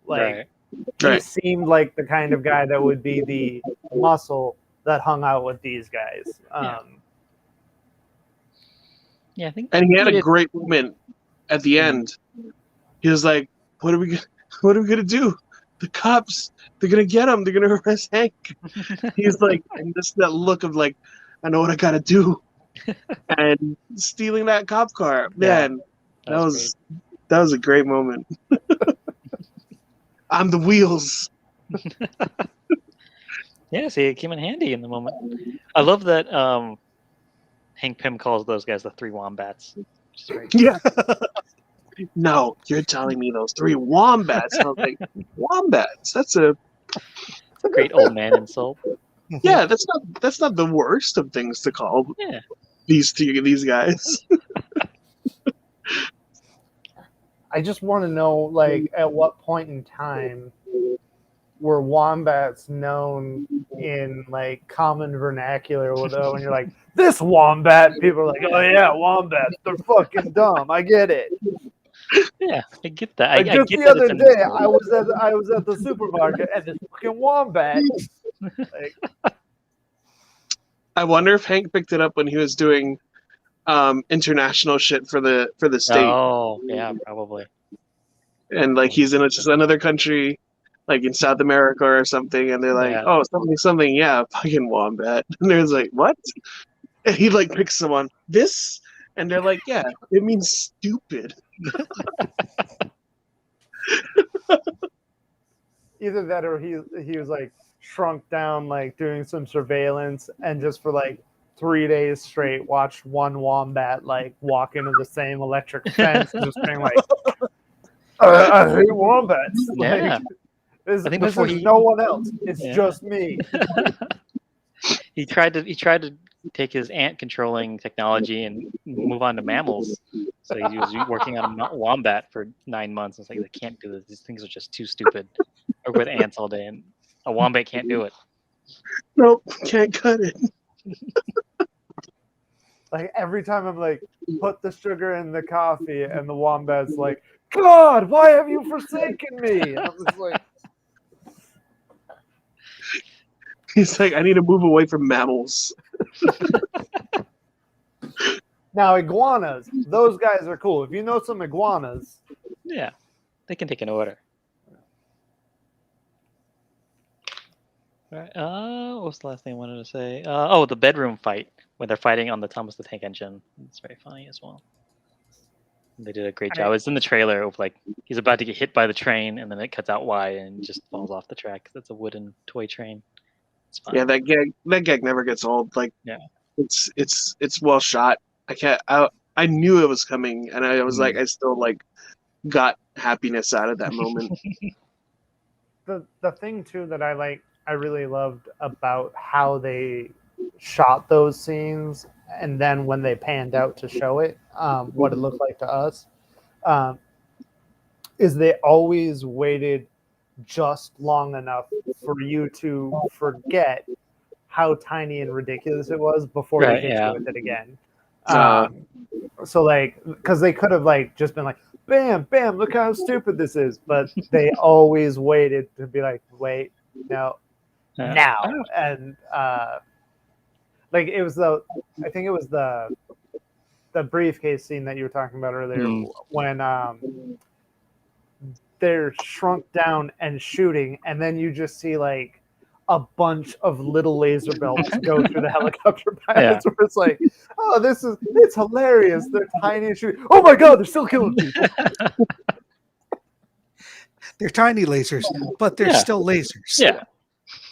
I let's give a shout out to Colby Parker and Dan Lebenthal, who are the 2 editors, because I think really, especially speaking to what Rory said about like having the moment feel just right when you vacillate between the 2. Yeah, like that's solely in the cutting room, and they are the ones who kind of like help dictate the pace for us watching it, and it's great timing. I think too, like, I know we've kind of nailed the MCU for this before, of having the gags, but like I feel like it was really well placed in this, where like neither the hero nor the villain was like used to being tiny, so like they would be having reactions like grab something and chuck it at someone, where it's like that throwing a toy and that's Right. know it's not going to work, but they still do it, Right. and then they still freak out when they're about to be hit by it. Yeah. Like when he's throwing toys at the guy, and the guy is using military grade laser blades to shoot them all Right. down. But then like the people watching the fight, where it's like a giant toy train engine explodes out of a house, Right. a tank, like all of them are sitting there being like, what the fuck is this? Like that's a perfect reaction Yeah. to being like, there was a giant tank and it came out of the 4th floor, but it had a keychain attached to it, but like big keys. Yeah. Like all of that was like, they never stopped being like, well, hey, you know what? I'm just not dealing with it. It was like, well, we got to, but like, what do we do? Right. And I enjoyed that. Like that was across the board, well directed, well acted, well scripted, well edited. Like they put it all together really well. Yeah, like everyone's reaction when the giant ant came out of the front door and ran past them. And everyone was like, what? And you didn't have to make a joke. Everyone had a great reaction. And by that same token, Cassie, like treating the ant like a dog. Yeah. Like, yeah, that perfectly lines up with her character because she likes like dark, macabre things. Ugly bunnies and stuff. Yeah. Yeah. All right, the last thing I have in my notes is that when they're in the helicopter, and he gets knocked out of the helicopter and he has to pull himself back in, through the seat with the seatbelt. When he gets back in the helicopter, Right. Yellow Jacket's in his full suit and everything. So he got changed out of his business suit and then into that little tiny suit very quickly. And does he have his suit on under his business suit on under his Yellow Jacket suit, or he stripped down to his underwear and then put it on? He's not wearing underwear. Oh, he's just naked and under. No, Cross is bald and greased up, so he can slip in and out of everything. Yeah, that's his thing. He probably studied like the Flash, and he's like reading these books. And he's like, "How the fuck does he get into the ring?" Yeah. And he's looking at his own thing. He's like, "What?" And then so he just is like, "Fuck it, I'm gonna." He just oils himself up every day. Yeah, and it would be smart though if they like. He smells like baby oil. I bet he smells like baby daily. It'd be smart if they built that suit like 2 sizes too big, so like you just kind of like climb into it and then it shrinks down on top of you and then you shrink. Like that would be the easiest way to get it on and off. Yeah. Are you guys anything else before we move on to our final segment of the show? No, that's me. Is the final segment the ranking portion? Second to last segment is when we rank the movie, and we're going to do that right now. Okay. Yeah. Chad, where did you have it before, and where do you have it now? Hold on, I don't recall off the top of my head where I previously had it. Let me pull up my old list that was created when there were only 22 MCU movies. I had Ant-Man in the bottom third of the list at number 18. The new updated version of the list, I have Ant-Man slotted in between Guardians of the Galaxy and Avengers, because I thought that Guardians was probably a more well-made movie than Ant-Man, but Ant-Man kept my attention the whole time. It was just fun to watch. Like, I actually enjoyed it more than the first Avengers movie, which I was very surprised that the first Avengers movie keeps on sliding down my rankings. Yeah. I think it's such a big event when it happened that you think that it was better than maybe it actually was in comparison to everything. I don't know about you guys. I saw it like 3 times in theaters with like different groups of people. Wow. Yeah, I saw it more than once.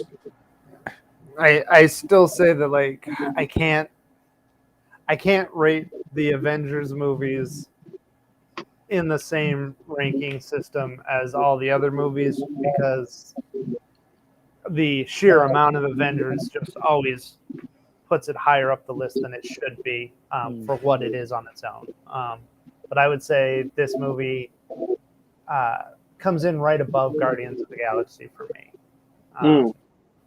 But I was surprised by how much lower on the list or how hard fought it was on this list that I was like, there's a lot of things that I don't like about it for like how it's for what it has to be. That it was like the parts that I liked really saved it from the parts that I didn't like. Right. Yeah, I had it at number 7 originally, in between Black Panther and Thor Ragnarok, and now I have it still at number 7, but in between Iron Man and Captain America: Winter Soldier. So right in the middle right now. I think having it at the kind of the bottom of the top is probably where I had it before, and I kind of feel the similarity about it. Like I like it.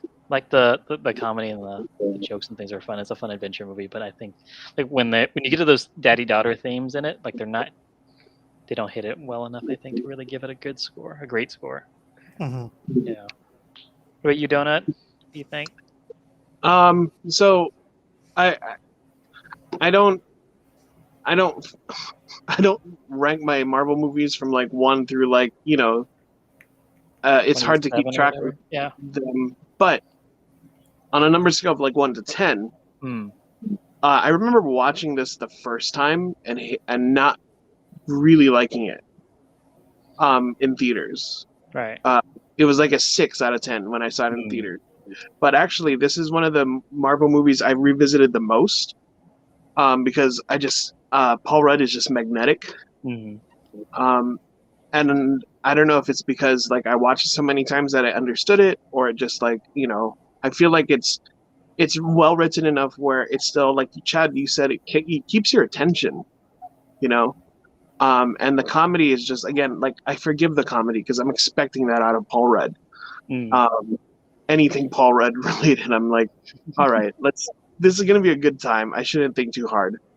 And it kept going up where it's like it's between like a 7.5 and an 8 for me.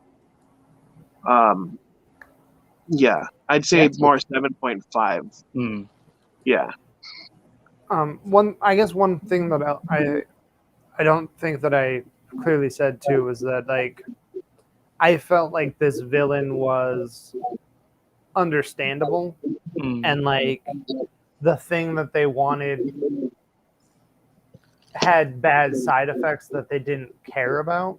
And yeah, they were killing people, but like he was killing people for a substantial amount of money and a substantial amount of fame, which are things that real people kill people over. So like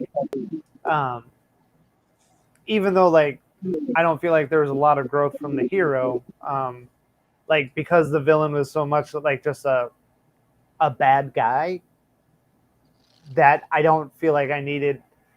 I didn't need that from the story. I still think that makes it a worse movie, but I think the fact that it was just like but it's a bad guy, they stop him. That's all it is. Like that's a weird thing in the relationships in this movie, where it's like him and Hope. They both want Hank Pym basically to be their dad. They need dad stuff from him, and he's not giving it to them, but he gives it to Paul Rudd, and he just be that likable. And it's because he sees a lot of himself in like, oh, this is a guy who's having problems with his daughter and their relationship, and he sees that in them, but then never really does anything to fix his own relationship things. So that's where he doesn't learn the lesson. And you're like, oh, that's what I needed him to do. Yeah, it's just kind of funny. Oh, all right. That's our rankings, our re-rankings. It's time for final segment of the show, in which we are going to play a game called Can You Tell Which Paul Rudd is Older? So the quiz I found online, 20 pairs of Paul Rudd pictures, and one of them he's clearly older than he is on the other. You guys are going to work together as a team of 3 against me, because I took the quiz earlier. I got 13 out of 20. if you can beat me, then you guys win and get to be named the Paul Red Masters. Otherwise, if you lose, then you will be known as the Three Wombats. So to begin, Okay. So it's a All right, win-win situation, guys. before we Yeah. start, I just want to say this. Yeah. All of the answers on the right are all right. Thanks, Chad. that's true. Okay. So which one? We're looking for the older one. I think Uh, the right one. yeah, me too. Like he has the left one is very young Paul Rudd and very like my career's not really taking off. I gotta keep fucking doing this forever. Yeah, it's not as strong a smile. He's not as No. clearly as content with his life as he is in the right That's one. not- So you guys are that's going with the not- right? It's not a world's sexiest man smile. Yeah. His hair looks more luxurious in the left too. Yeah. In the Because he right, can afford it's product. weighed down by the passage of time. I mean, I would with the fuck right. both of them. Of course. I mean, it's still Paul Rudd. Yeah. It was 2015 versus 2007. It's an 8-year difference in those two pictures. Wow. Yeah. So what about these two? Oh shit.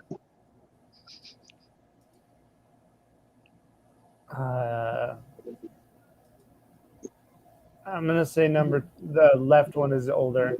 It's older. Yeah. Yeah. Do you think The Donut? one.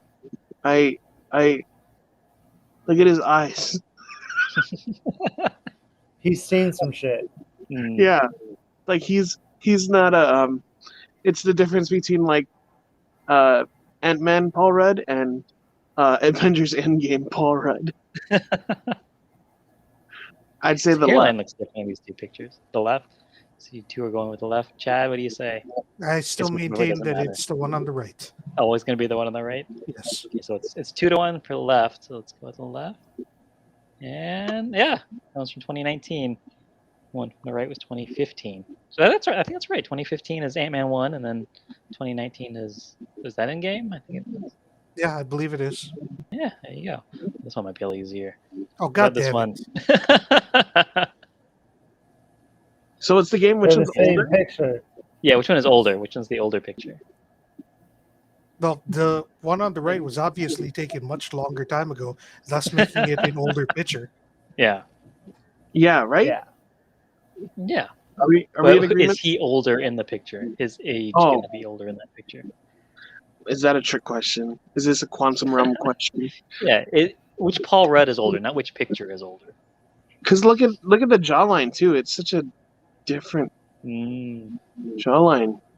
Yeah, you can see a little bit more baby fat in one of the pictures. Yeah, and I feel like the hairs he's are different.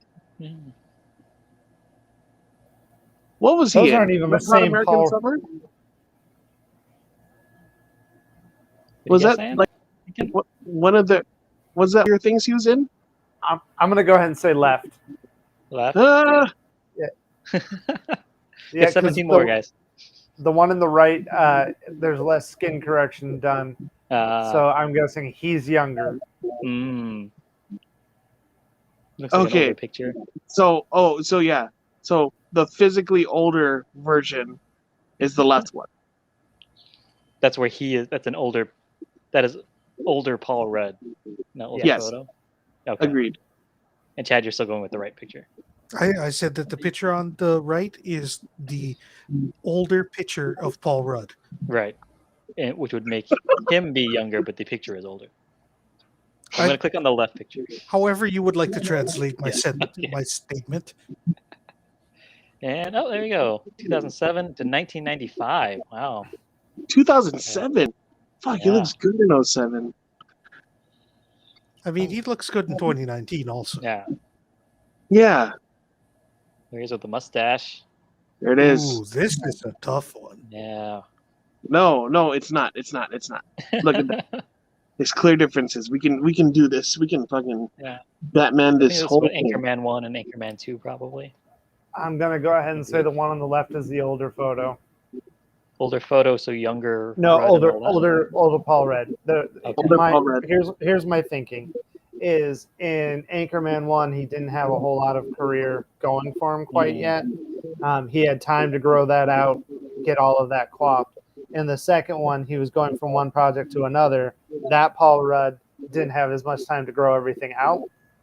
Right. Saying that's the older Paul Rudd.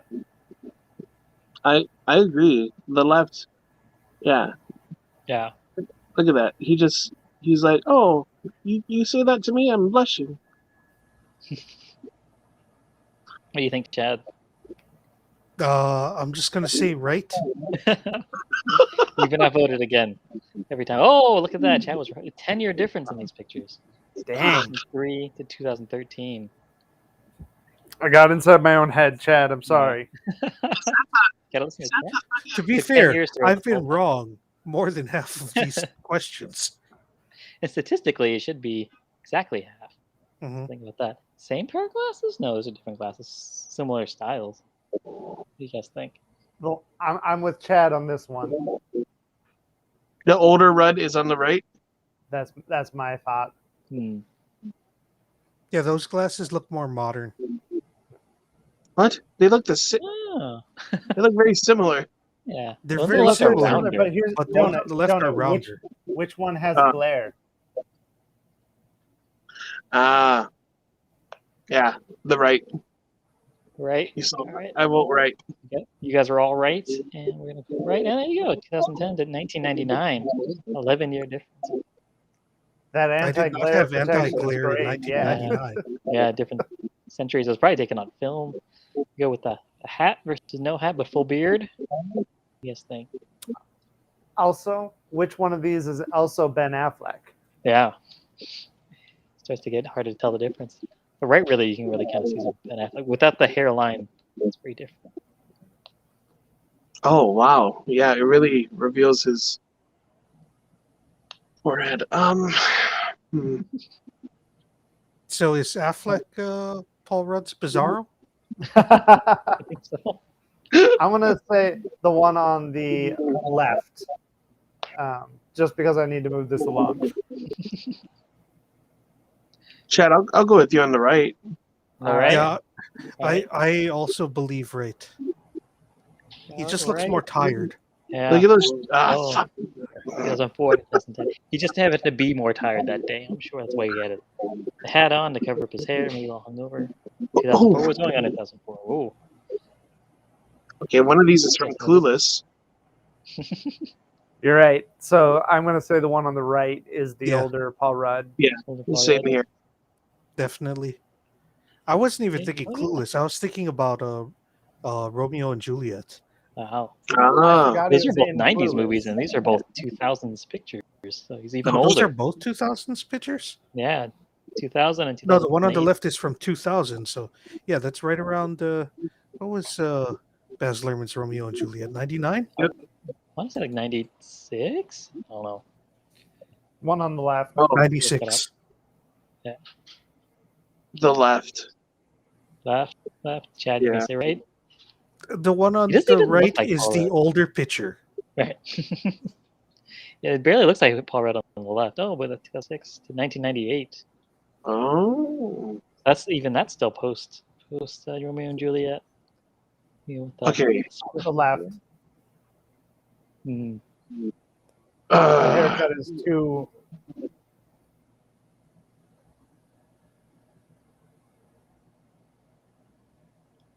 yeah, the one on the right, you can definitely see more of that flat face. I don't know if that's always an indicator, but that's the difference. The left. Left. Yeah, correct. 2005 to 1999. That's 299. So no, 98 and 99. Look at that, those vibrancy in those cheeks. Yeah. Oof. This one. Rudd's sexiest man alive right here. Yeah, you can just get the cold steel on the blue steel on the right. Yeah. I feel like the right is the older one. He's older. Yeah, He's older in in the right. yeah, I agree. What's up, Chad? Wrong. Oh, God damn it. 2000 to 2006. I feel like every time you guys agree with me, it's wrong. You guys are learning an important lesson about a green chat. That's another one where he doesn't look like Holy the shit. one on the left doesn't really It's look like- like or it this looks is like a a- drunk uncle. David Duchovny. Yeah, This is- yeah, he's got some David Duchovny going. Wow, he knows how to age up. I can tell you that. I do gotta go. You gotta go. Yeah. Bye, Sorry, Rory. guys. Rory. Sorry. Tell Tell next me, week. tell Good me to what see our you, score Rory. was. Now there's not going to Let be you a know. deciding vote.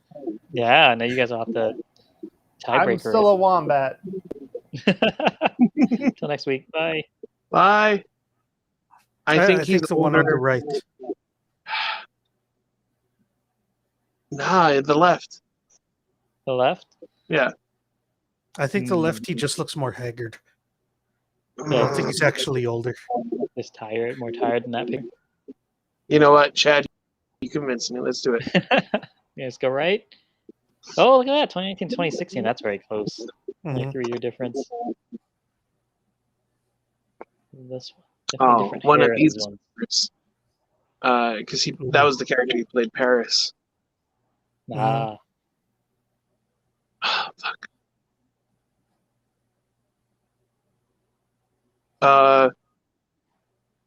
No, fuck it. Right? He's older in the right. Those are on the right? Yeah, Oh, 2011, 2003. 8-year difference. Apparently, Rory was my bad luck charm because Yeah. now everything's coming up Chad. It's easier to look at men's faces with that Rory around. okay. Now I feel like it's the left again. It Mhm. almost looks like this picture could have been taken the same day, except the hair is different. But It, this one's close. I think it boils down to the color correction, Mm. like the I retouching. also think that the hair is something More- that I recall seeing growing up on the right. like So on the 90s. the right is the older picture. The picture is old, but the older Rudd is on the left. You're saying so I'm gonna The put him older on. red is on the left. Oh, 2004, 8-year difference. Shit. You know, another bearded Oh, one. this is so weird. Yeah, see, when he puts the angle on his face, it makes it a lot harder to tell. It looks like a different person. Yeah. He looks. It's like Greg Grunberg. David, I'm glad you got that.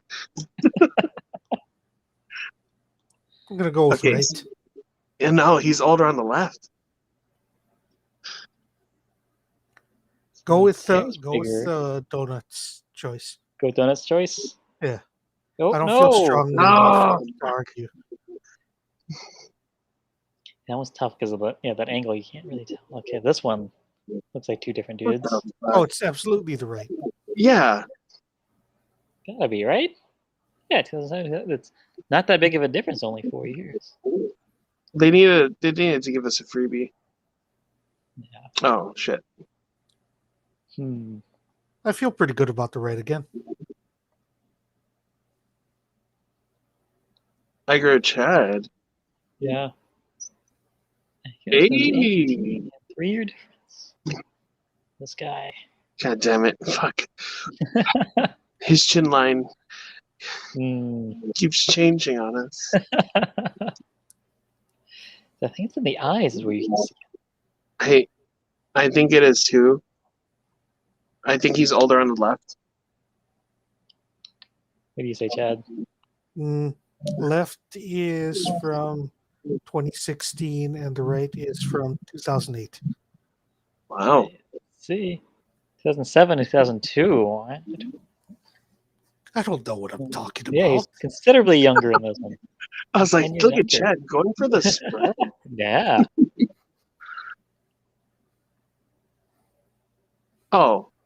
Well, I feel like he's wearing a tuxedo in the left and not in the right, but that doesn't tell you how old he is. because he also looked like that. Okay, I think it's the left is the older one. He's older. What do He you was say, also Chad? on. Yeah, He was also on that's fine. Friends. Oh, is it from a Friends thing?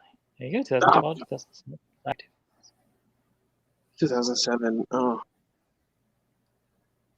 The one on the left looks like a screenshot from a movie. Yeah, or one something. looks like looks like they grabbed it from the movie, and then the other photo is they grabbed it from the red carpet Yeah. I don't even of the know if same that's movie. specifically from the movie. Like that might have been from like a panel that he was speaking Oh, on. yeah. Could have been something like that.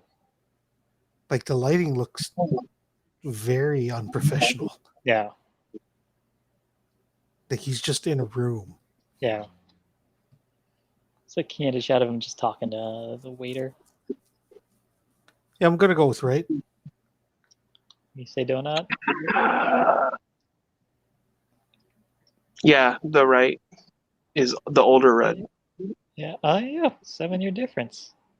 Holy shit! Okay, last one. Oh my god! Look at this Elvis Presley impersonator. Left is older. I don't think I said those words Right. up until now. Yeah, you saved it for the last one. That's when they're going to throw the curveball. Oh, Chad, I'll go with you on that for Yeah. solidarity's sake. Yeah. One. Oh, look at that. 2003. You guys are wrong, but it doesn't matter. Yeah, 15 out of 20. You guys are the Paul Rudd age masters. Mm-hmm. Oh Go wow! ahead, put that in your Tinder profiles. That you are better at picking out Paul Rudd's ages than I am. Mm-hmm. What was your score? I was 13. So you guys beat me Ah. by 2.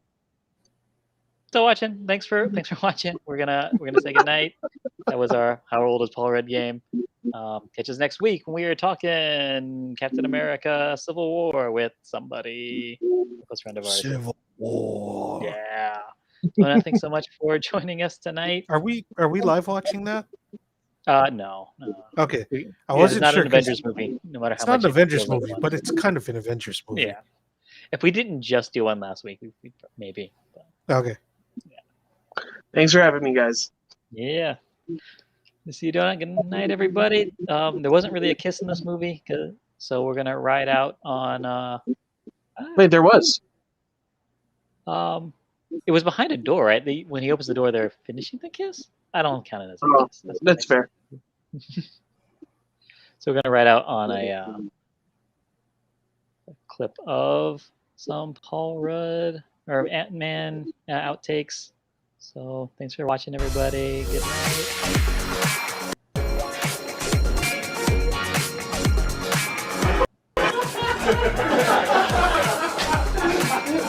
Get it? Should you come with me right now? Oh, should I get me killed? Don't do anything. Should I just take them off now? Holy.